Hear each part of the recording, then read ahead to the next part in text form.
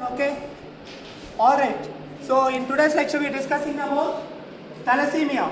So what type of anemia is thalassemia? It's a hemolytic anemia. Okay. Thalassemia is a hemolytic anemia. What will be the signs and symptoms in thalassemia? Weakness, loss of appetite, anorexia, then enlargement of spleen, abdomen, liver, kidney failure, then arrhythmic heart attack. All these things are happening because of rapid destruction of RBC. To be precise, hemoglobin. Hemoglobin has been rapidly destroying. The reason, can anyone say the reason behind the rapid destruction of hemoglobin? Because they have a defective genes, right? So thalassemia occurs because of defects in both the genes coding alpha chains or beta chains. Alpha thalassemia occurs because of how many genes? Because 4 genes. If one gene defect, that is called as thalassemia minor.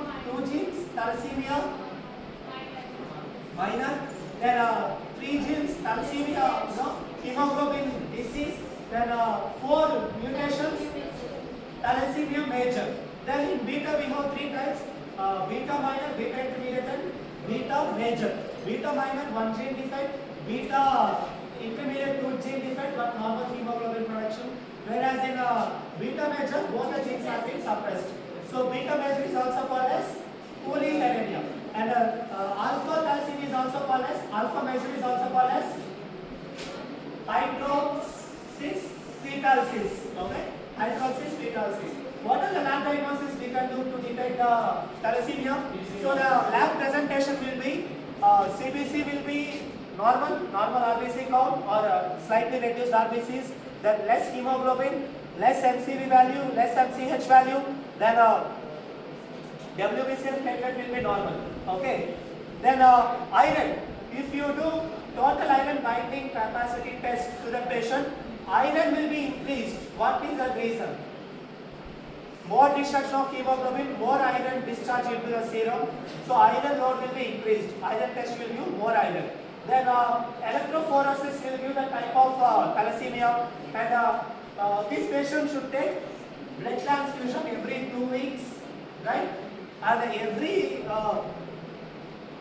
monthly once he should take dialysis to remove iron from the body, and that test is called as iron chelation therapy. And also he will take some drugs like defoxyrenin 24 hours a day by a pump attached under the skin, and this drug will try to suppress the iron toxification. Okay, detoxification of iron can be done by continuous infusion of drugs. So this is all about the thalassemia.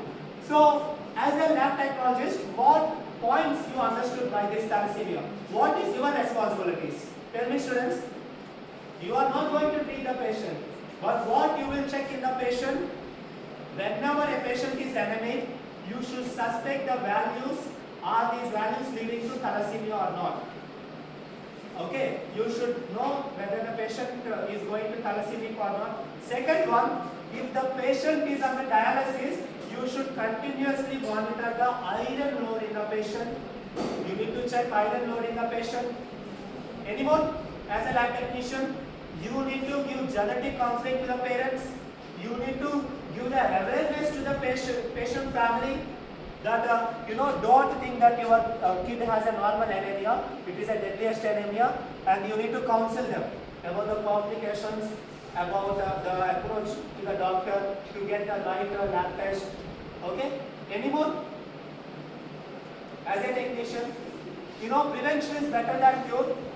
If any parents have a suspected history of thalassemia, okay, better that pregnant woman should undergo genetic counseling and amniotic test. Okay, amniocentesis, that means the baby test. The amniotic fluid will be tested. Okay, this is all about thalassemia. Thank you very much, class.